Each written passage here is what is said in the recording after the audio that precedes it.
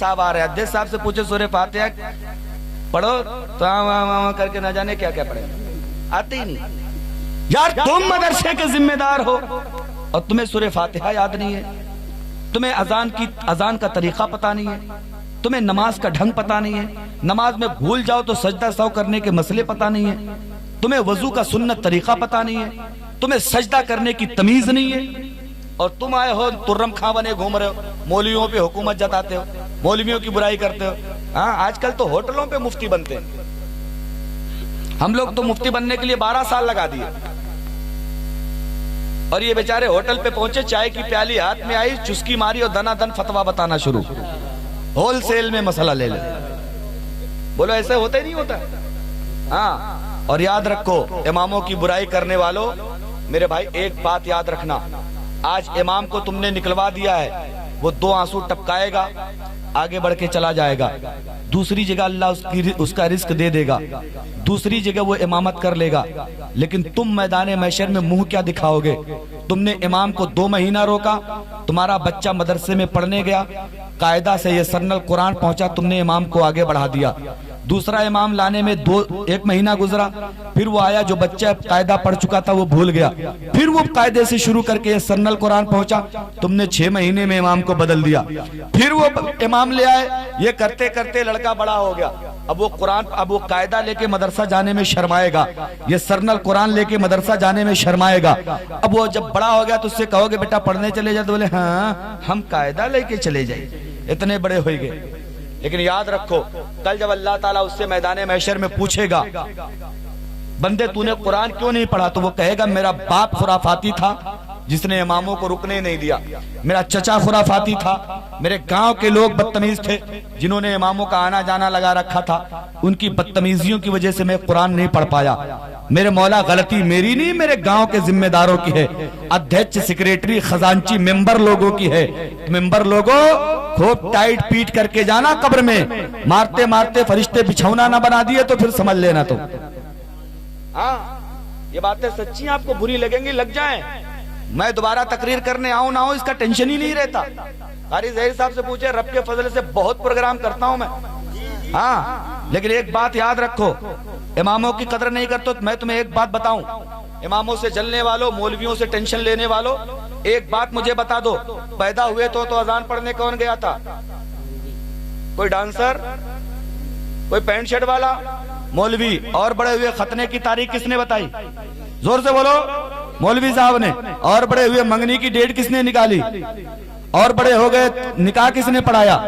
मर गए जनाजा कब्र में उतारा, कफन पहनाने का तरीका, नहलाने का ढंग, तीजा, 10वां, 20वां, 40वां, छिमाही, बरसी, सब किसने किया? सब मौलवियों ने, मौलाना लोगों ने किया, नहीं किया? अगर इतने ही ज्यादा तुम सच्चे पक्के हो ना, अपने बाप के बिल्कुल दमदार औलाद हो, तो अपने घर वालों से ऐलान कर जाओ, मेरे घर वालों मर जाऊं तो नहलाए कोई पैंट वाला, कब्र में उतारे कोई दाढ़ी मुंडा, जनाजा पढ़ाए कोई बेनमाजी, है दम तो घर वालों को वसीयत करके जाओ।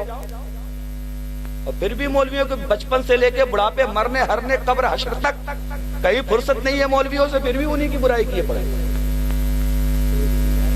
हाँ, इसलिए मेरे भाई याद रखना, तुम एक हदीस सुन लो, तवज्जो है? हाँ, तवज्जो क्यों नहीं रहेगी?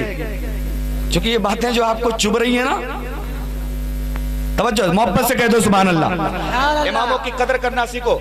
जब नबी बीमार पड़ गए, चलने के लायक नहीं रह गए, खड़े होने की ताकत नहीं रह गई, हजरत अबू बकर से कहा, अबू बकर लोगों को नमाज पढ़ाओ। बता रहा, हाँ क्या? हजरत अबू बकर से कहा लोगों को नमाज पढ़ाओ, नमाज पढ़ाओ। हजरत अबू बकर जब मुसल्ले पे जाने लगे, कांपने लगे, थरथराने लगे। हजरत उमर ने पूछा, अबू बकर नमाज जैसे यहाँ पढ़ोगे वैसे वहां पढ़ोगे? बोले, उमर तुम्हें पता नहीं है, मैं अकेली नमाज पढ़ता हूँ तो मुझे रब की बारगाह में अकेला जवाब देना है, और इमाम को तो पूरी कौम की नमाजों का जवाब देना पड़ेगा। बेशक, सुभान अल्लाह। मैं रब की बारगाह में अपनी नमाजों का जवाब दे पाऊंगा कि नहीं दे पाऊंगा कुछ पता नहीं है, और मैं इमाम बन जाऊंगा तो पूरी कौम की नमाजों का जवाब देना। और फिर ऐसा बंदा जो आपकी नमाजों का जवाब मैदान महशर में देने का जिम्मेदार बन गया, आप उसे सता रहे हो। और याद रखो मेरे भाई, आज तुम उसे सता तो ले रहे हो, लेकिन कल तुम्हें उसकी जरूरत जरूर पड़ेगी, जरूर पड़ेगी। तुम तो मस्जिद में गए, वजू किया, बस इतना कहा, पीछे से इमाम के झंझट खत्म,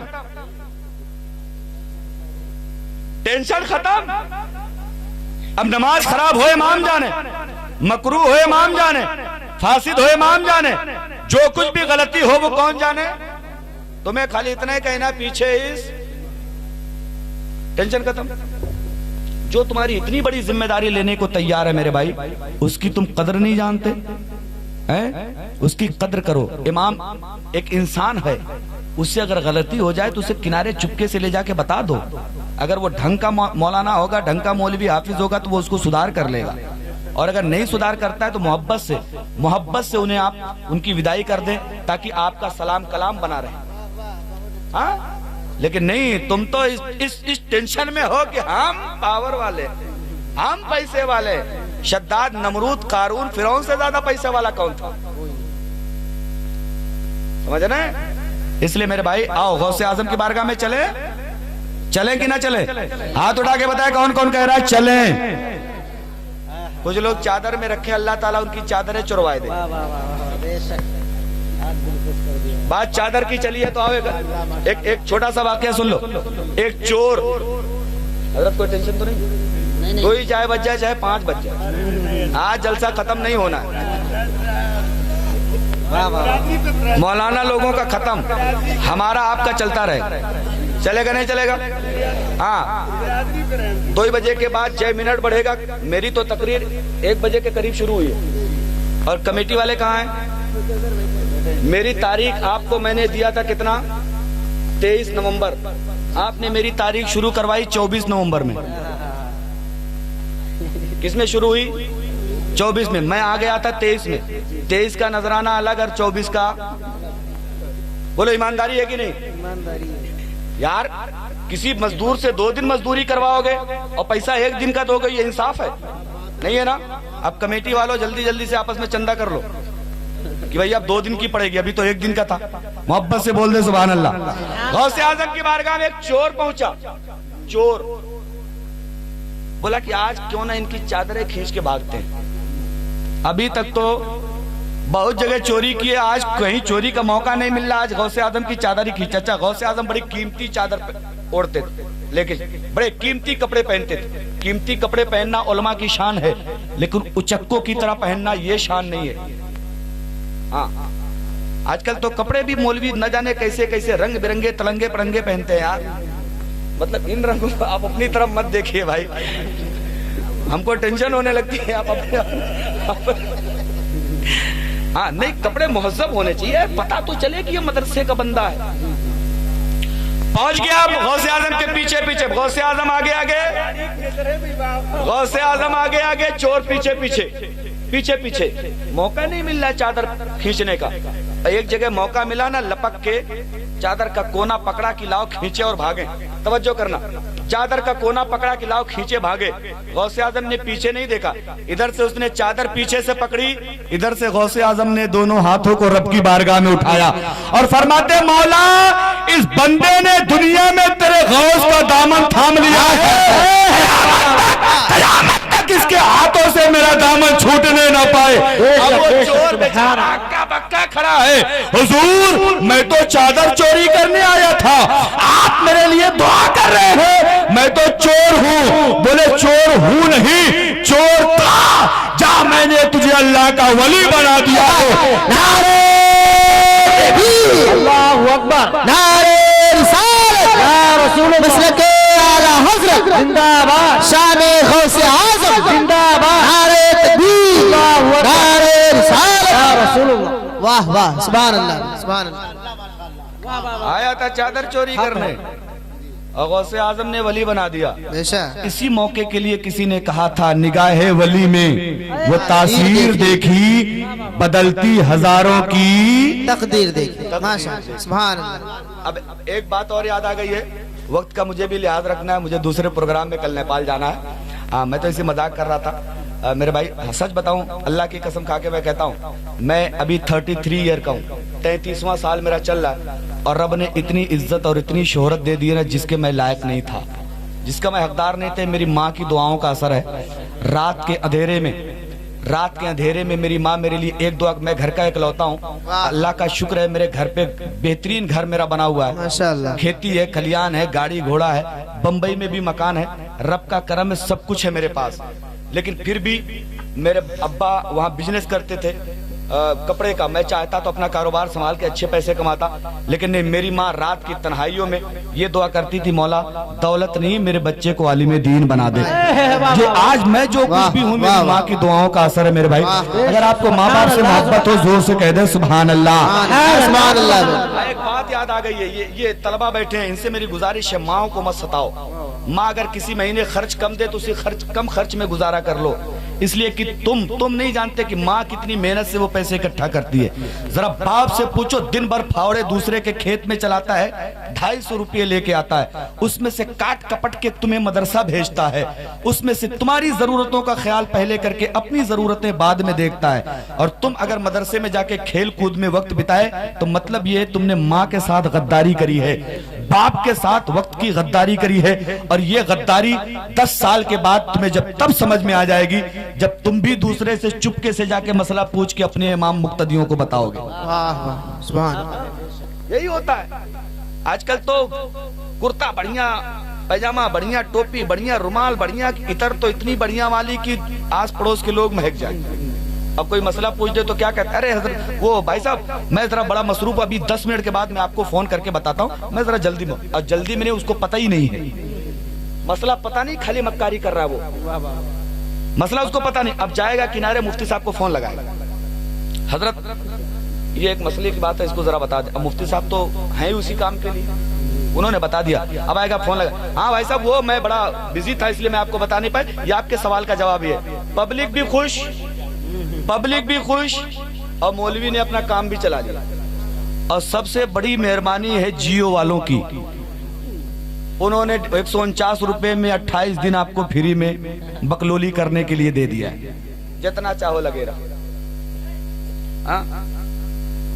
इसलिए अच्छा इमाम अच्छे रखो, पढ़े लिखे लोगों को रखो। 3000 वाला मौलवी ढूंढोगे तो मिलेगा कितना बढ़िया है, रुपया 15,000 लगाओ, धड़धड़ुआ वाला इमाम लाओ, हाँ, ताकि तुम्हें हर मसले को साफ सुथरा बता दे। मेरे भाई अच्छा, इसको लाने का मतलब समझते हैं आप लोग, समझ गए ना?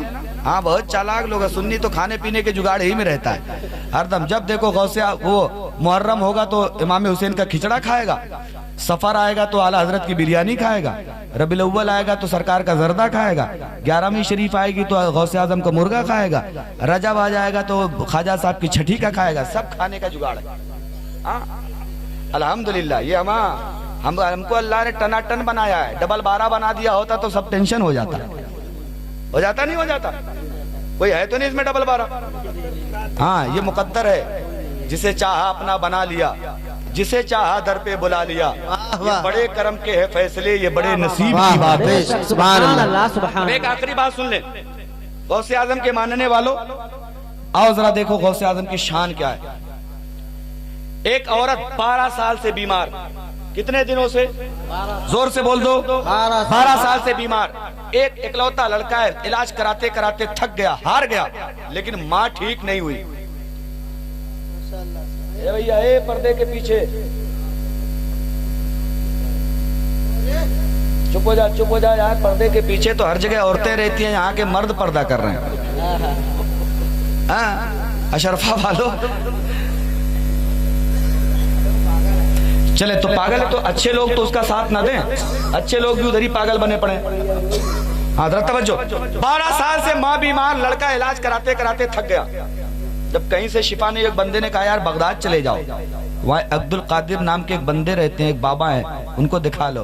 वो कहने लगा ये आबा बाबा के चक्कर में कहाँ पड़ना, इतने बड़े बड़े डॉक्टरों को दिखा दिया, अम्मा ठीक नहीं हुई है, तुम कह रहे हो बाबा के पास चले जाओ। किसी ने कहा यार चले जाओ, अल्लाह के नेक बंदे, कुछ पैसा नहीं लगेगा, खर्च नहीं लगेगा, चले जाओ। मरता क्या ना करता, चला गया गौसे आजम की बारगाह में।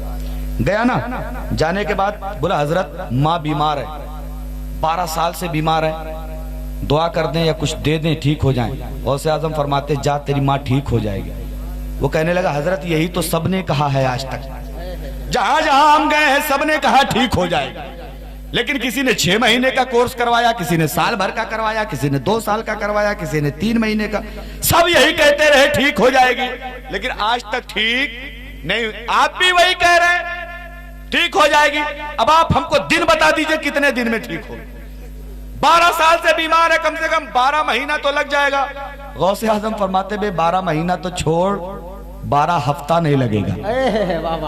बोलेंगे तो बात पूरी करूंगा, वरना तुरंत सलाम पढ़ूंगा। मोहब्बत से कह दे 12 महीना तो छोड़, 12 हफ्ते नहीं लगेंगे। बोले हजरत 12 साल की बीमार माँ है, आप कह रहे हैं 12 हफ्ते नहीं लगेंगे। बोले 12 हफ्ता तो छोड़, बहुत दूर की बात है, 12 घंटा नहीं लगेगा। 12 घंटा नहीं लगेगा। वो हैरत में पड़ गया, हजरत 12 साल से माँ बीमार है, आप कह रहे हैं 12 घंटा नहीं लगेगा। गौसे आजम फरमाते 12 घंटा भी छोड़, 12 मिनट नहीं लगेगा। 12 मिनट नहीं लगेगा। अब वो उसके हैरत का अंदाजा नहीं। हजरत 12 साल से बीमार है, आप कह रहे 12 मिनट नहीं लगेगा। गौसे आजम फरमाते अच्छा चल वो भी छोड़, 12 सेकेंड नहीं लगेगा। 12 सेकेंड नहीं लगेगा। अब कहने लगा हजरत अब हड़बड़ी बहुत हो गई, जल्दी बताओ नुस्खा क्या है, कोई तावीज, कोई गंडा, कोई पानी, कोई कुछ, कोई बोले कुछ नहीं, बस जा घर चला जा, 12 सेकेंड नहीं लगेगा, तेरी माँ ठीक हो जाएगी। बोले अरे हजरत एक बात तो बताओ, क्या जादू की छड़ी उड़ी है, फेर दोगे काम खत्म? बोले ना ना, घर जा, अपनी माँ को उठा के बैठा लेना और कान में इतना कहना जल्दी से भाग जा, मुझे अब्दुल कादिर ने भेजा है, जल्दी से भाग जा, मुझे गौसे आजम ने भेजा है। बोले हजरत कोई पानी, कोई तावीज, कोई गंडा, कुछ? बोले कुछ नहीं, बस चला जा दौड़ के। अब इसने भाग लगाई, दौड़ता दौड़ता गया, माँ को बैठाया, कान में बोला जल्दी से भाग ले, मुझे अब्दुल कादिर ने भेजा है, जल्दी से भाग जा, मुझे गौसे आजम ने भेजा है। कसम खुदा की ये जुमला कान में पहुंचना था, 12 साल की बीमार माँ उठ के खड़ी हो गई है और बच्चे को सीने से लगाया और कहने लगी बेटा जिसके नाम में इतनी बरकत है उसकी जात में कितनी बरकत होगी, चल जरा मुझे उसका दीदार तो करा दे, चल जरा मुझे उसका दीदार तो करा दे। माँ का हाथ पकड़ा, बेटा लेके आया, बेटा लेके आया, अम्मी ये है, ये इन्हीं को अब्दुल कादिर कहते हैं, गौसे आजम कहते हैं, ये इन्हीं का नाम था। माँ कदमों पे गिर पड़ी और कहने लगी हुजूर जब आपने शिफा दे दी है तो कम से कम अपना मुरीद बना लीजिए। मुरीद बना लिया। चलने लगे माँ बेटे ना, जब चलने लगे तो माँ कहने लगी बेटा मैं तो ठीक तो हो गई, लेकिन हजरत से पूछ बीमारी कौन सी थी। ठीक तो मैं हो गई, लेकिन ये तो पूछ ले चलते चलते बीमारी कौन सी थी। अब लड़का गया पूछने के लिए, बोले तेरी माँ बीमार थी नहीं। अब उसके और हैरत, हजरत ये डॉक्टर लोगों ने 2-2 साल का कोर्स करवाया फिर खिलाया का, बीमार थी नहीं। बोले ना तेरी माँ पे काला जिन्न था, मेरा नाम सुनते ही तेरी माँ को छोड़ के भाग गया, अब कयामत तक उसके करीब नहीं आएगा। अब मेरी बात बता दो मेरे भाई, गौसे आजम की 11वीं मनाने वालों, गौसे आजम की फातिहा करवाने वालों, अगर तुम गौसे आजम की सच्चे पक्के दिल से 11वीं मना लोगे तो रब चाहेगा अल्लाह आपके घर को भी बलाओं से महफूज बना देगा, हाँ आफतों से महफूज बना देगा। हाँ 11वीं के लिए जरूरी नहीं मुर्गे बकरे काटो, मैंने फिर कहा कुछ नहीं है, जो खाना घर पे पकाए हो ना उसी खाने पे 11वीं की फातिहा पढ़ लो। दाल रोटी सही, चटनी रोटी सही, साग चावल सही, जो पकाए हो सब्जी रोटी सही, उसी पे गौसे आजम की फातिहा पढ़ लो। वो नहीं है सूखी रोटी सही उस पे पढ़ लो, बासी चावल सही उस पे पढ़ लो, कुछ नहीं है एक गिलास पानी ले लो उस पे गौसे आजम की फातिहा पढ़ लो। उस पे गौसे आजम की बारगाह में तुम्हारी दौलत नहीं तुम्हारी नीयत देखी जाएगी, समझ रहे हैं, तुम्हारी नीयत देखी जाएगी। नीयत अच्छी है ना तो सब कुछ अच्छा है। हाँ इसलिए मेरे भाई गौसे आजम की 11वीं जरूर। और एक बात याद रखो 11 ही को 11वीं होगी ये जरूरी नहीं, उस महीने में जब आप चाहें पूरे महीने में कर ले, या इस महीने में मौका ना पाए तो पूरे साल में जब आप चाहें गौसे आजम की 11वीं कर सकते। एक चीज, दूसरी चीज ये है कि लोग कहते हैं रमजान में फातिहा नहीं होती, क्यों नहीं होगी दिन में फातिहा? यहां भी कहते होंगे ना रमजान में दिन में फातिहा नहीं होती, ये गलत, फातिहा हो सकती। तीसरी बात यह कि लोग कहते हैं मछली पे फातिहा नहीं होती, यहां भी कहते नहीं कहते? हाँ सर हिलाओ मुंडी 5 किलो की, मछली पे फातिहा नहीं, क्यों नहीं होगी मेरे भाई? लोग कहते हैं मछली बदबूदार, हमने कहा बदबूदार तो है, ठीक है, लेकिन तुम्हें पता है जन्नत में जब सबसे पहले बंदे जाएंगे ना तो उनको फ्राई की हुई भुनी मछली मिलेगी। जबान मत चटपटाओ। जन्नतियों का सबसे पहला खाना क्या है? मछली। और तुम कहते हो मछली पे फातिहा नहीं। अरहर के दाल पे लोग कहते हैं फातिहा नहीं। मैं एक बार नेपाल में तकरीर कर रहा था, हाँ, वो बोला कि हजरत अरहर के दाल पे फातिहा हो जाती है। मैंने कहा बिल्कुल हो जाती है। बोले अरे हजरत कैसे बात करते हैं? हमने कहा हुआ? बोले ये तो चमार है। हमने कहा अच्छा, अगर वो चमार है तो चमार तो काफिर को कहते हैं, और काफिर हमेशा के लिए नापाक है, फिर नापाक चीज को खाना कहां से जाए? खाली फातिहा गलत हो गई और खाना उसका दुरुस्त हो गया। एक फार्मूला मैं आपको बता देता हूं अशरफा वालों, बिल्कुल दिमाग के मेमोरी में इसको फिट करो। जिन चीजों का खाना जायज उन पर फातिहा कराना जायज। जी जी, बस ये कायदा याद रखो, बाकी दुनिया के ढकोसले में पढ़ो मत, जहालत में पढ़ो ही मत। जिन चीजों का खाना जायज उन पर फातिहा करवाना जायज। अब तुम्हारे नजदीक तो उजड़ियों खाना दुरुस्त है, लीले पड़े हो गटागट। हाँ सुन लो, वो बड़ी वाली हो चाहे वो नली वाली हो, दोनों मकरूह तहरीमी यानी हराम के बराबर है। उसको मत खाओ मेरे भाई। 300 रुपए की ओजड़ी लाते हो, 300 रुपए का आधा किलो गोश्त लाओ। क्यों? कम खाओ, अच्छा खाओ, पाक खाओ, हलाल खाओ। ओजड़ी खा के क्या करोगे? अगर खाना है तो अशरफा वालों मेरा एक सवाल छोड़ के जा रहा हूं, इसका जवाब अगर ढूंढ लेना तो ओजड़ी शौक से खाना। तुम सवाल मेरा, एक प्लेट ले आओ और उसमें गोबर 10 मिनट के लिए रख लो। कितनी देर के लिए? 10 मिनट के लिए गोबर रख लो, फिर उसको धुल दो और उसी में तुरंत खाना खा लो। है कोई बंदा जो तैयार हो जाएगा? है आप लोगों में से कोई? क्यों नहीं खाएंगे यार? यार प्लेट तो धुल दी गई, गोबर अब कहां है उसमें? 10 मिनट के लिए जिस बर्तन में गोबर पड़ जाए आप उसमें खाना खाने को तैयार नहीं। जिसमें जिंदगी भर गोबर रहता उसको कहते हो बटकलेजी है।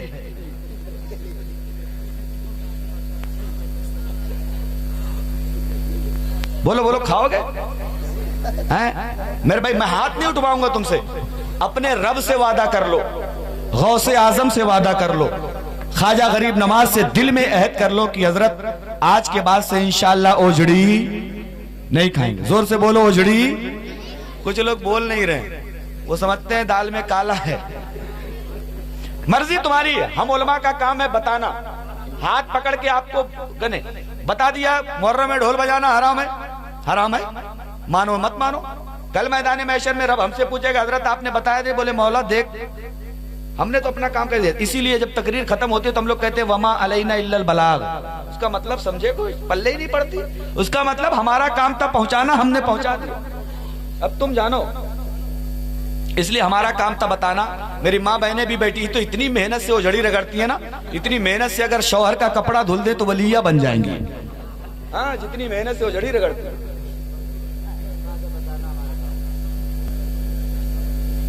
समझ रहे नहीं समझ रहे? तो इंशाअल्लाह बोलिए, इंशाअल्लाह ओजड़ी नहीं खाएंगे। हाँ अरे सब मैंने दोनों बताया, चाहे वो गोल वाली हो या वो पतली वाली हो। और एक बात अभी कारी साहब ने कहा था, लोग कहते कि हम तो मौलाना को नजराना दे थे तब निकाह पढ़ावत है, कहीं फ्री में थोड़ी पढ़ावत है। तुम नजराना देते हो और नजराने में तुम्हें हदीस याद आती है। अगर मौलाना ने 2100 बता दिया ना तो है हजरत किस हदीस में लिखा है 2100? और 4 रंडियां गैया से लेके गया है तब नहीं पूछा मौलाना से किस हदीस में लिखा है रंडियां लेके आओ। 12,000 का डीजे ले गया है तब नहीं पूछा मौलाना से। और जब नजराना देने की बारी आई ना, अच्छा एक बात बताओ, हंस रहे हो ना, थोड़ा सा और हंस लो। एक बात बताओ, ये इतना बड़ा टेंट तुम्हारी शादी में लग जाए, क्या टेंट से तुम्हें बीवी मिलेगी? जोर से बोलो। खूब बफर सिस्टम, एक से एक आइटम, कोरमा, चिकन, मटन, ये वो तमाम फलाना ढिमका लगा हो, क्या उससे तुम्हें बीवी मिल जाएगी? रंडियां आके नाच दे, क्या नचनिया बीवी मिल जाएगी? बैंड बाजे वाले खूब मेहनत से मुर्दार चमड़े को पीट दें तो क्या बीवी मिल जाएगी? नहीं मिलेगी ना। बीवी कौन दिलाता है? मौलाना। यार जब तक निकाह नहीं, बीवी ले जाने के चक्कर में पड़ोगे तो घराती मार मार के कीमा बना देंगे। सबसे बड़ा काम हम लोग करें और रुपया मांग ले तो तुम्हारी छाती फटने लगे। बोलो ऐसा है कि नहीं? हाँ, इसलिए मेरे भाई उसको देने में मत हिचकिचाया करो। जहां सब सही वहां 1000-2000 और सही। मैंने तो अपना निकाह पढ़ाने के लिए अपने उस्ताद को बुलाया था, मुफ्ती अब्दुल रहमान साहब अमजदिया के शेखुल हदीस। उनको बुलाया, वहां गांव के इमाम साहब भी आए। मैंने कहा हजरत आपका कितना बनता है, आप उतना अपना हक जो है वो ले जाइए। मैंने हजरत अपने उस्ताद साहब को अलग से दिया। यार कई रोज रोज निकाह होता है?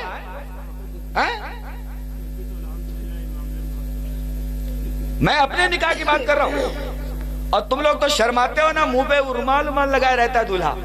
न जाने रुमाल लगाना मजबूरी है, चूंकि दांत पीले पीले हैं। गुटखा खा के सब बर्बाद किए पड़ा है, तंबाकू खा के। तब मुंह छुपाएगा नहीं तो करेगा क्या? हाँ?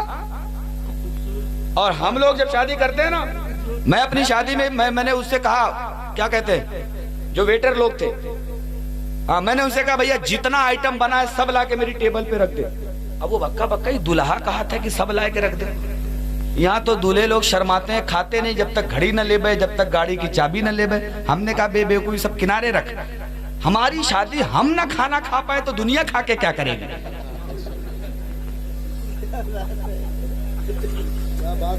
यार हमारे दमकदम पे इतना बड़ा टेंट, इतना बड़ा इंतजाम हमारे चक्कर में तो लगा है और हम ही ना खा पाए। हाँ, ये सब नहीं होना चाहिए यार। खाओ पियो, अल्लाह ने जो किस्मत में लिखा है वो मिल ही जाएगा। अल्लाह पे भरोसा रखो। और एक आखिरी बात चलते चलाते उलमा से माजरत के साथ, बहुत वक्त ज्यादा हो गया, यही होता है मेरे साथ अक्सर। ये बातें बढ़ती रहती है, पब्लिक हटने का नाम नहीं ले। अगर आप लोग जाना चाहें तो चले जाएंगे। कौन कौन चला जाएगा जरा हाथ उठा के बता दें। आप चले जाएंगे? अच्छा चलिए, आप किनारे बैठे उधर से निकल लीजिए, किसने रोका है आपको? एक बात, 11वीं मनाने वालों बस एक 5-7 मिनट की एक बात सुन लो, उसके बाद तुरंत सलातो सलाम इंशाअल्लाह। गौसे आजम के जमाने में एक बंदा रहता था, बेटा थोड़ी सी तवज्जो। गौसे आजम के जमाने में एक बंदा रहता था जो गौसे आजम की 11वीं बड़ी शान से करता था। 11वीं मनाने वालों तुम जरा सुन लो, बड़ी शान से गौसे आजम की 11वीं करता था। एक दिन उसने अपनी बीवी को बुलाया और कहा, मैडम अगर मैं 11वीं के दिन मर जाऊं तो तुम क्या करोगी? 11वीं के दिन मेरा इंतकाल हो जाए तो क्या करोगी? वो रोने लगी, कहने लगी हुजूर आप ऐसा मत कहें। बोले नहीं बताओ तो सही। बोले जो दुनिया करती वही मैं करूंगी, लोगों को इत्तला दूंगी, आपके जनाजे की खबर दूंगी, कफन दफन का इंतजाम करूंगी। बोले ना ऐसा मत करना, मेरा अगर 11वीं के दिन इंतकाल हो जाए तो मेरे जनाजे को घर में छुपा देना, पहले गौसे आजम की 11वीं मना लेना। वाह वाह वाह वाह, पहले गौसे आजम की 11वीं मना लेना। और अल्लाह की मसलहत देखो, रब की हिकमत देखो, आने वाले 11वीं के दिन ही उनका इंतकाल हो गया। किताब का नाम अगर चाहते हैं तो किताब का नाम नोट कर ले, जवामिउल कलिम, उस किताब का नाम है जिसमें यह वाकया मज़कूर है। आगे बढ़े, 11वीं के दिन उनका इंतकाल हो गया। और इंतकाल हुआ ना, अब बीवी एक तरफ रो रही है, दूसरी तरफ शौहर की वसीयत याद आ रही है। इन्होंने कहा था जनाजे को छुपा देना, 11वीं मना लेना। ले गई, जनाजे को अंदर रखा, चादर उड़ा दिया, खाना बनाने में लग गई। खाना बन गया, सारे रिश्तेदार नातेदार आते गए, खाते गए, आते गए, खाते गए, सब खा खा के जब चले गए, औरत कहती है जब शाम का वक्त आया तो एक बुजुर्ग आए, मैं उनको जानती भी नहीं थी, मैं उन्हें पहचानती भी नहीं थी, मैंने उन्हें दावत भी नहीं दी थी, इससे पहले कहीं देखा भी नहीं था। आए दस्तरखान पे बैठे और पूछ रहे हैं मेहमान लोग आ गए, मेजबान कहाँ है? मेहमान आ गए खाना खाने, घर का मेजबान कहाँ है? औरत ने पर्दे के पीछे से बताया हुजूर वो कहीं गए होंगे, आके खाना खा लेंगे, आप खा लें। वो कहने लगे मैं तब तक खाना नहीं खाऊंगा जब तक घर का मालिक नहीं आ जाएगा। अल्लाह अल्लाह, मैं तब तक खाना नहीं खाऊंगा। अब औरत ने उनको इशारे से बुलाया, हुजूर ये राज मैं जानता हूं, मेरा रब जानता है, मेरा रसूल जानता है, इसके अलावा ये कोई नहीं जानता। आज सुबह ही मेरे शौहर का इंतकाल हो गया है और उनकी वसीयत ये थी अगर 11वीं के दिन मैं मर जाऊं तो मेरा जनाजा रख देना, पहले 11वीं मना लेना। घर में जनाजा पड़ा है, आप अगर ये बता देंगे लोगों को तो अभी मातम हो जाएगा, अभी खानदान में सारी तरफ सन्नाटा पसर जाएगा। इसलिए खुदा के वास्ते आप ऐसा ना करें, आप खाना खा लें, अपनी राह चले जाएं जहां से आप तशरीफ लाएं। वो कहने लगे बीवी जरा चल के जनाजा मुझे भी तो दिखाओ, रखा कहाँ है, चलूं जरा मैं भी तो तुम्हारे शौहर को देख लूं। गए जनाजे के पास, बीवी ने इशारा कर दिया हजरत ये देखें जनाजा चारपाई पे रखा है, ऊपर से चादर पड़ी थी। गए चादर का किनारा पकड़ा, झटका मारा, फरमाते उठो हमारे साथ खाना खाओ, उठो हमारे साथ खाना खाओ। इतना कहना था, सुबह का मरा हुआ बंदा उठ के खड़ा हो गया है, उठ के खड़ा हो गया है और आके खाने में शरीक हो गया। अब खाना खा के वो बुजुर्ग चले गए। अब बीवी के पेट में हड़बड़ी मची पड़ी है, मैं पूछूं कैसे ये कौन था, आने वाला था कौन, उनको जिंदा करने वाला था कौन। दौड़ के आई, कहने लगी शौहरे मोहतरम जरा ये तो बताएं ये आपको जिंदा किया किसने है। शौहर ने कहा जाओ घर का काम कर लो, अभी शाम को फुर्सत से तुम्हें बताएंगे कौन है। बोली घर का काम जाए किनारे, वो तो रात भर होता रहेगा, पहले आप मेरी बेचैनी दूर कर दे। अब शौहर कहने लगा मेरी बीवी क्या तुम्हें पता नहीं ये कौन है, यही तो बड़े पीर गौसे आज़म थे जिनकी तुम 11वीं मना रही हो।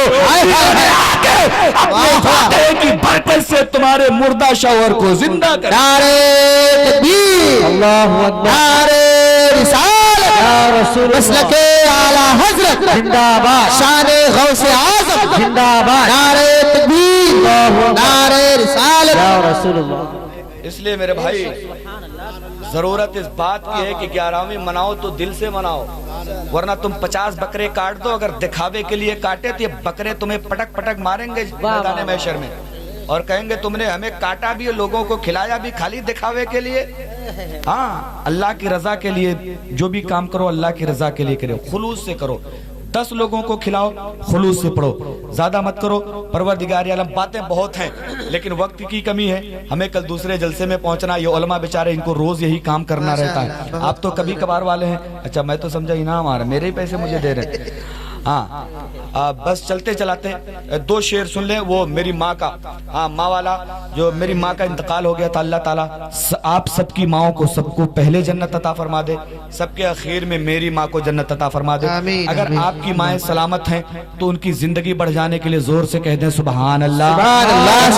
आपकी माएँ अगर दुनिया से चली गई हैं उनको सवाब पहुँचाने के लिए एक बार और मोहब्बत से हाथ उठा के कह दें या रसूल अल्लाह, या रसूल अल्लाह। और एक बार और मोहब्बत से एक हाथ बाप के नाम पे उठा लें, एक हाथ माँ के नाम पे उठा ले और दिल से अपने नबी की आवाज निकाले और कह दे या रसूल अल्लाह, या रसूल, या हबीब अल्लाह, या हबीब अल्लाह। शेर सुन ले माइक वाले भैया, थोड़ा सा माशाअल्लाह, बहुत बढ़िया माइक बोला, बिल्कुल तबीयत खुश हो गई। 1.5 घंटा होने जा रहा है हमारी तकरीर को, 1.25 घंटा, लेकिन अभी तक आवाज पे कुछ फर्क नहीं पड़ा है। हाँ वरना कहीं कहीं तो माइक ऐसा होता है कि उतरने के बाद बस यही मन होता है अब कब्र में चल चलो, दूसरे दिन तुम्हारा काम नहीं है। लेकिन अल्लाह इस माइक वाले को सलामत रखे और इसको और ज्यादा गौसे आजम की मोहब्बत में चमकने की तौफीक अता फरमाए। मुलाहिजा फरमाए, मां नहीं तो मां नहीं तो हीरे मोती सब तेरे बेकार है। वाह वाह, अगर बात सच्ची हो तो प्रधान जी बैठे, अगर उनकी माएँ सलामत हो तो मौला इस प्रधानी में उन्हें जीत अता फरमाएगा, आमीन चाहेगा तो गौसे आजम के सदके में।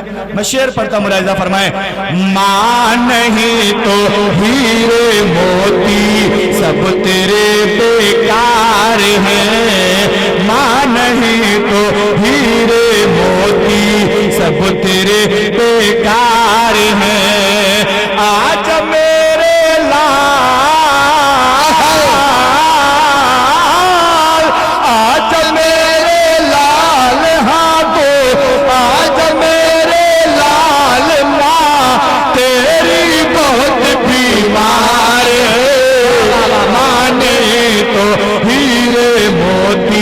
सब तेरे बेकार हैं, मां नहीं तो हीरे मोती सब तेरे बेकार हैं। और मेरे भाई भाई, जब हम लोग कमाने के लिए जाते हैं, नौजवानों तुम्हारे लिए शेर पढ़ता हूँ, जब हम लोग कमाने के लिए देश विदेश परदेश चले जाते हैं ना, एक बूढ़ी माँ का दिल घर पे धड़कता कैसे, मुलाहिजा फरमाएं।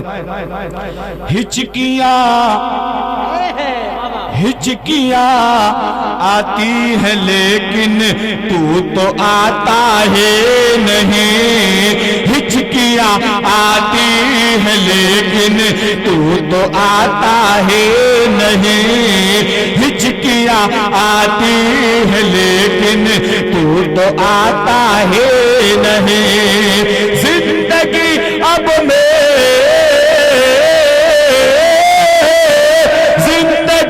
अब मेरी तेरे, जिंदगी अब मेरी तेरे बिन यहाँ बेकार है, माँ नहीं तो हीरे मोती सब तेरे बेकार है। आजा मेरे लाल माँ तेरी बहुत बीमार है।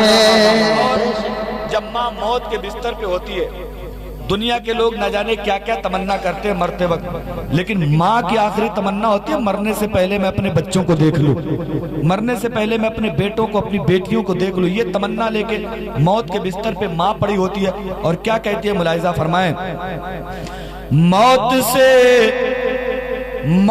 से शिकवा नहीं है, देख लूं बस एक नजर, मौत से शिकवा नहीं है, देख लूं बस एक नजर, मौत से शिकवा नहीं है, देख लूं बस एक नजर।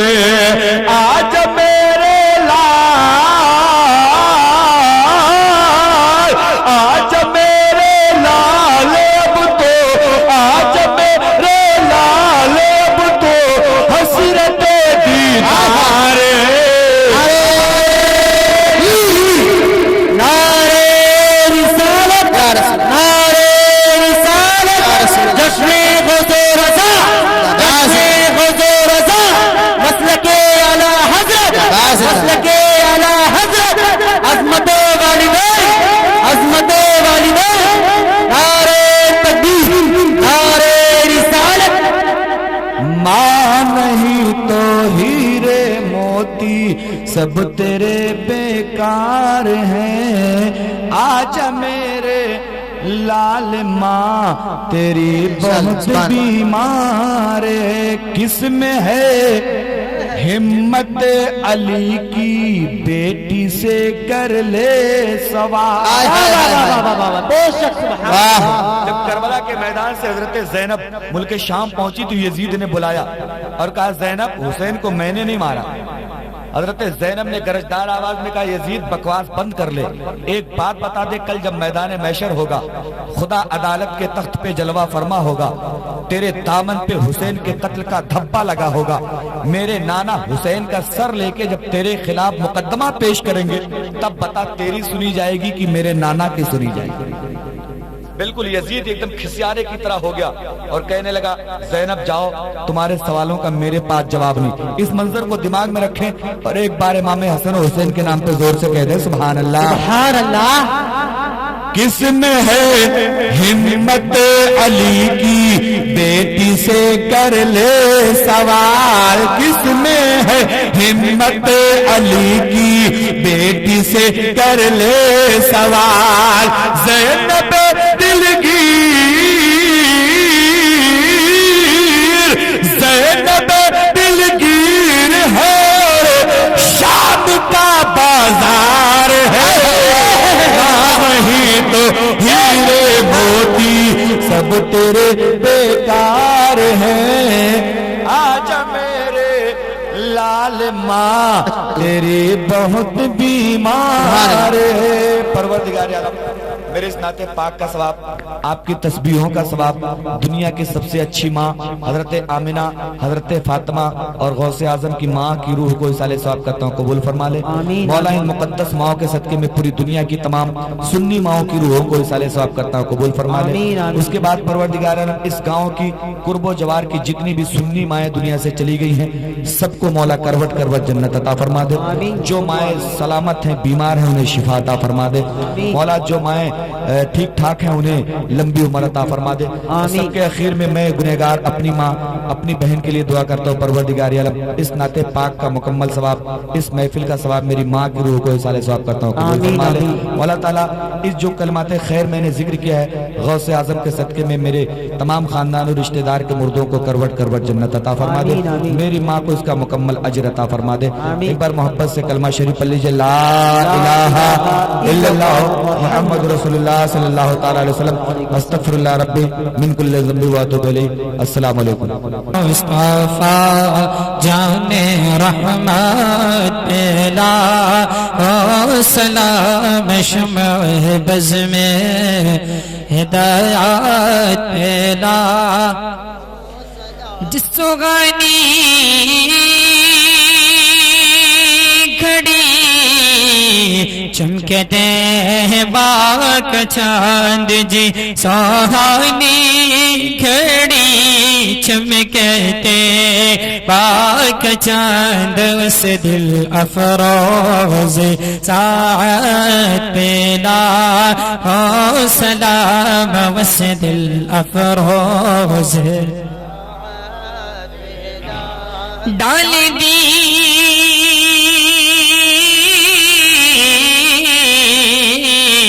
कल्ब में अज़मते मुस्तफा, डाल दी कल्ब में अज़मते मुस्तफा, सैयदी आला हज़रत पेला हो सलाम सैयदी आला।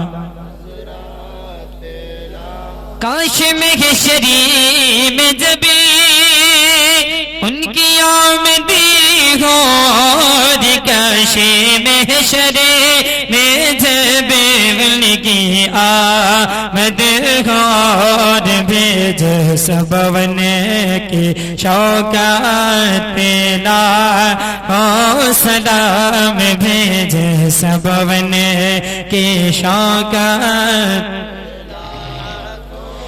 मुझसे खिदमत के कुदसी कहेगा रज़ा, मुझसे खिदमत के कुदसी कहेगा रज़ा, मुस्तफा जाने रहमत पेला हो सलाम शम्अ बज़ में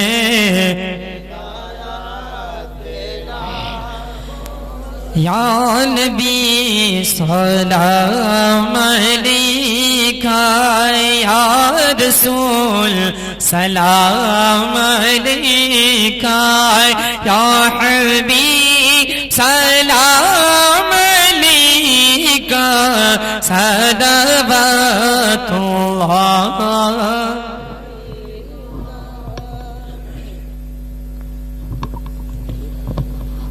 या अल्लाह या रहमान या रहीम दिल हमारा कुन मुस्तकीम बहक या कन अब्दु या कनस्ते मौलाकार सजा बंदा नवाजा सरे शाम से अब तक जो जाकरीन ने जिक्र किया है, सामईन ने सुना है, सलातो सलाम पढ़ा गया, तस्बीहात पढ़ी गई, ना तो मनक़बत हुई, शीरनी हाजिर है, बच्चों ने इंतज़ाम किया। मौला इसमें किसी तरह की कोई कमी रह गई अपने शान करीमी से माफ़ फरमा दे। इसका मुकम्मल सवाब प्यारे आका सल्लल्लाहु तआला अलैहि वसल्लम की बारगाह में पेश करते हैं, कबूल फरमा ले। आपके वसीले से तमाम अंबिया सुलहा मुत्तकीन मुअव्विनीन मुखलिसीन मुहिब्बीन सहाबा ताबीन जुमला बुज़ुर्गान दीन की बारगाह में पेश करते हैं, कबूल फरमा ले। खुसूसियत के साथ गौसे आज़म अलैहि रहमतुर रिज़वान की बारगाह में पेश करते हैं, कबूल फरमा ले।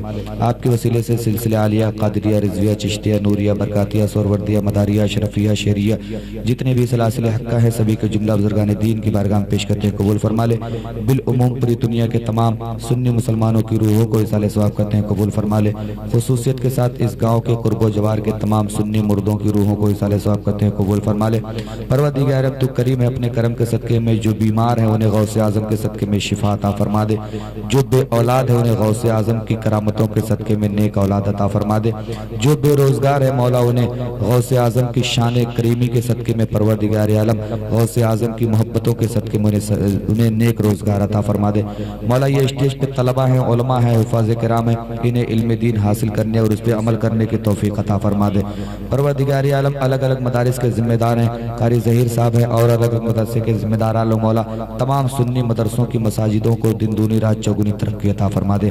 परवरदिगार आलम ये अवाम अहले सुन्नत हैं, तेरे नबी के चाहने वाले हैं, मानने वाले हैं, गौसे आजम से मोहब्बत करने वाले मौला इनके घरों में खूब खूब खैर व बरकत अता फरमा दे। इनकी खेतियों में मौला बरकतें अता फरमा दे। इनको ज़मीनी आसमानी बलाओं से महफूज व मामून फरमा दे। परवरदिगार आलम गौसे आजम के झंडे के नीचे हम लोगों को जन्नत अता फरमा दे। सल्लल्लाहु तआला अला खैर खल्की नूर ऐशी सैयदना मुहम्मद व आलिहि व असहाबी अजमईन बिरहमतिका या अरहमर राहिमीन। जब दमे वापसी हो या अल्लाह लब पे हो ला इलाहा इल्लल्लाह मुहम्मद रसूलुल्लाह सल्लल्लाहु अलैहि वसल्लम।